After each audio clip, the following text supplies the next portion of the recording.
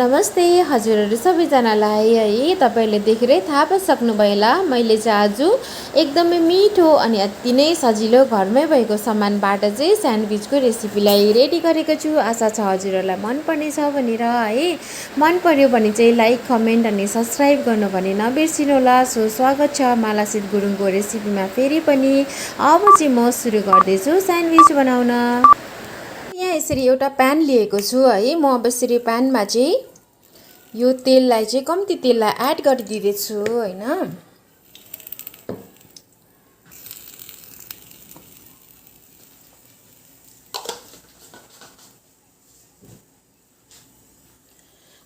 अब यसरी तत्तिसकेपछि चाहिँ म चाहिँ यो यसरी मैले यहाँ चाहिँ के काटेको छु भन्दा चाहिँ यहाँ चाहिँ मैले लिएको छु क्याप्सिकम, प्याज अन्त चाहिँ यो गाजरलाई तीनवटा चीजलाई चाहिँ मैले यसरी मसिनो चाहिँ यसरी चप गरेर राखेको छु।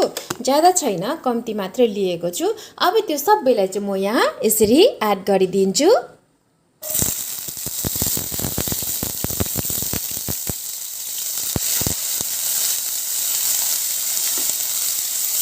अब यो सबैलाई यसरी राम्रोसँग चलाउँछु एकछिन हैन। यसरी ज्यादा पकाउनु पर्दैन। यसरी चलाइसकेपछि चाहिँ अब म यसमा फेरि के एड गर्छु भन्दा चाहिँ कम्ती चाहिँ म यसरी रेड चिल्ली पाउडरलाई एड गरिदिन्छु। त्यसपछि फेरि म एड गर्छु यहाँ कम्ती हल्दी पाउडरलाई पनि कम्ती, एकदमै कम्ती। त्यसरी नै म एड गर्दैछु चिल्ली फ्लेक्सलाई पनि यसरी कम्ती।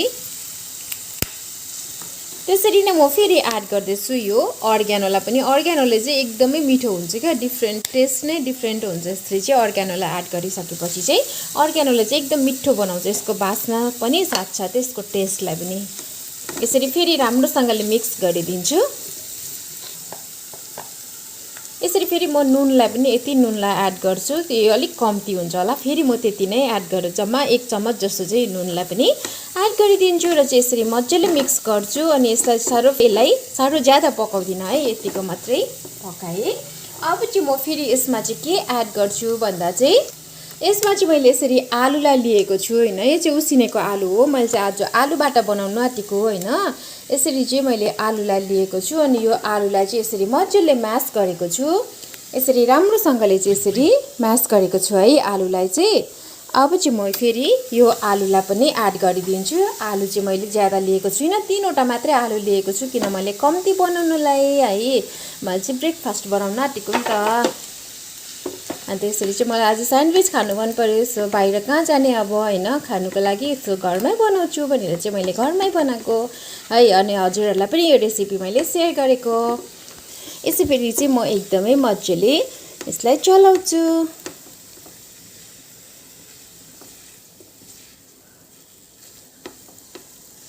यसरी मजाले सबै यो मतलब भेजिटेबल्सहरू अन्त यो म्यास गरेको आलुलाई पनि यसरी सबै मिक्स गर्नुपर्छ। रेडी भइसकेको छ हैन। अनि मैले चाहिँ ग्यासलाई अफ गरिदिएँ। यसलाई चाहिँ याद गर्नु ज्यादा पकाउनु पर्दैन, 2 मिनट जस्तो पकाउनु भइहाल्छ। यो त रेडी भयो हो, मजाले बन्यो। अब चाहिँ मैले यहाँ यसरी ब्रेडलाई लिएको छु है। अब चाहिँ म यसरी ब्रेडलाई लिइसकेको छु, यो ब्रेडलाई चाहिँ हैन। अब चाहिँ यहाँ मैले ब्रेड चाहिँ रेडी गरिसकेको छु हो। अब चाहिँ मैले यहाँ चाहिँ ब्रेडलाई चाहिँ रेडी गरिसकेको छु। अब म यो स्लाइस जुन चाहिँ हुन्छ नि यस्तो स्लाइस, यो चिजलाई चाहिँ अब म यसलाई चाहिँ यसरी खोलेर चाहिँ यसमा एकवटा एड गरिदिँदैछु है।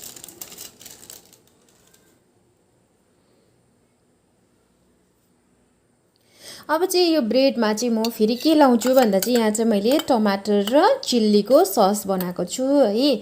अब म त्यसलाई चाहिँ यसरी हल्का एड गर्छु। यसले चाहिँ मिठो बनाउँछ नि त, त्यही भएर मिठो पनि हल्का पिरो पिरो पनि हुन्छ अनि टेस्ट नै डिफ्रेन्ट बनाउँछ क्या, मिठो खालको हुन्छ। त्यही भएर मैले यसरी कम्ती कम्ती एड गरेको छु है।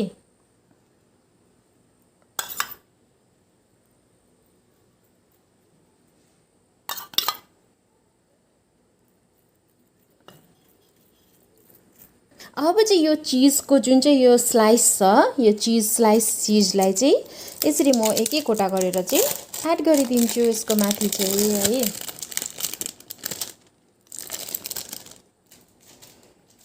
अब चाहिँ म यसरी चाहिँ यसमा चाहिँ एड गरिदिन्छु हो।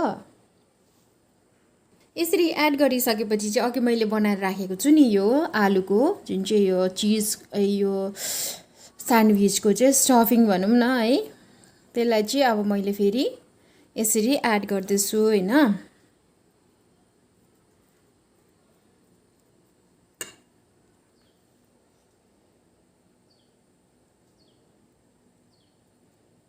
यसरी चाहिँ म सबैतिर मिलाउँछु। तपाईहरुले यसरी आलुको नबनाएर सिधै मतलब भेजिटेबल्सहरूलाई जस्तै अब टमाटर अनि यो काँक्रा प्याजहरूलाई यसरी क्याप्सिकमलाई काँचै लगाएर यसरी यो चिज स्लाइसलाई लाएर ब्रेडको माथि यसो गर्नुभयो भने पनि हुन्छ। तर मैले चाहिँ आलुको बनाउनु मन पर्यो है, आलुको खानु मन परेर चाहिँ मैले यसरी गरेको है। यसरी चाहिँ मैले अब यो चारैतिरबाट यसरी लगाइसकेँ हो।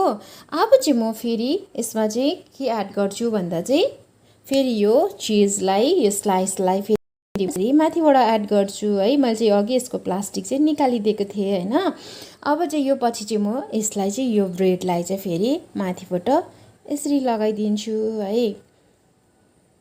अब चाहिँ यो मेरो एउटा रेडी भयो। अब फेरि अर्कोलाई पनि त्यसै गर्छु।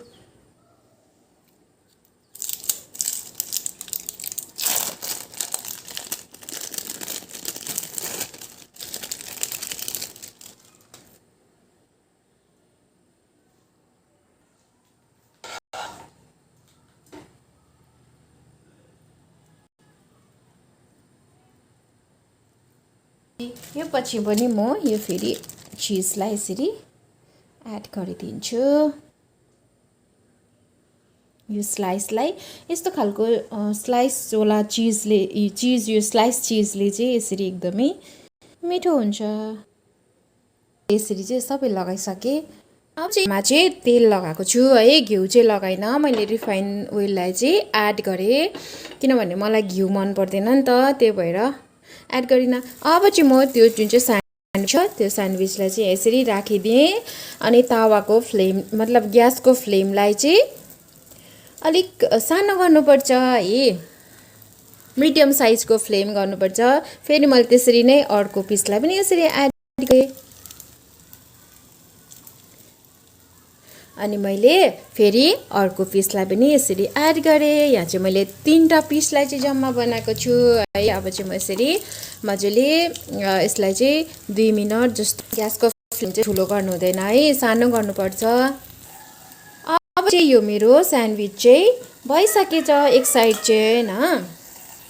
अब चाहिँ 2 मिनटहरू बादमा चाहिँ एक डेढ 2 मिनट बादमा चाहिँ मेरो स्यान्डविच चाहिँ यसरी भइसकेछ है। मैले चेक गरेको थिएँ। अब फेरि म यसलाई पनि अर्को साइड यसरी पल्टाउँछु, फेरि अर्को पिसलाई पनि यसरी पल्टाउँछु। हेर्नुहोस् त कलर कस्तो राम्रो भएको छ है। यसरी चाहिँ स्यान्डविच चाहिँ एकदमै मजाले हुन्छ है। घरमै बसी बसी बाहिर किन्नु जानै पर्दैन। अन्त अब खानु मन पऱ्यो भने कहाँ बजारतिर जाने होइन, अनि यसरी आफै बनाएर खाँदा हुन्छ। पट्टि पनि हेर्छु।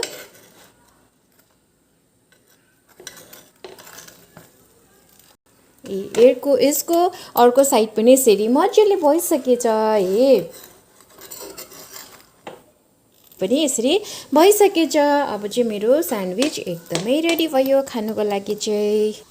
यसरी चाहिँ मेरो स्यान्डविच चाहिँ अब यसरी बोथ साइड पाकिसक्यो, देख्नुभयो ए मजाले भइसक्यो। अब चाहिँ मेरो 3 मिनटहरू बादमा चाहिँ 3-4 एक साइड 2 मिनट अर्को साइड 2 मिनट गरेर चाहिँ यसरी सानो ग्यास गरेर राख्नुपर्छ, 1.5-2 मिनट जस्तो। अनि चाहिँ 3-4 मिनटहरूमा चाहिँ 4-5 मिनटमा चाहिँ रेडी भइसक्यो है। अब चाहिँ म यसलाई बाहिर निकाल्छु प्लेटमा। म चाहिँ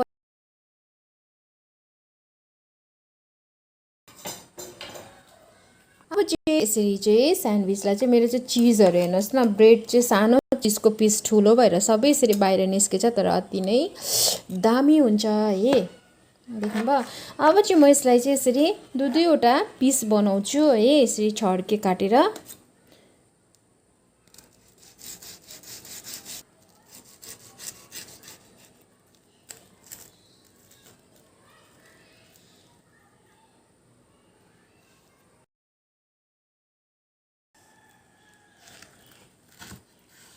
मेरो चाहिँ चिज ज्यादा ठुलो भएर चाहिँ यसरी सबै बाहिर चाहिँ निस्किसकेछ हेर्नुहोस् न अति नै कस्तो दामी भएको छ देख्नुभयो वाउ यसरी चाहिँ दुई पिस बनाउँछु है म सबै यसरी काटिसकेँ मेरो स्यान्डविचलाई चाहिँ अब चाहिँ एक पिस गर्दै यसरी प्लेटमा राख्नेछु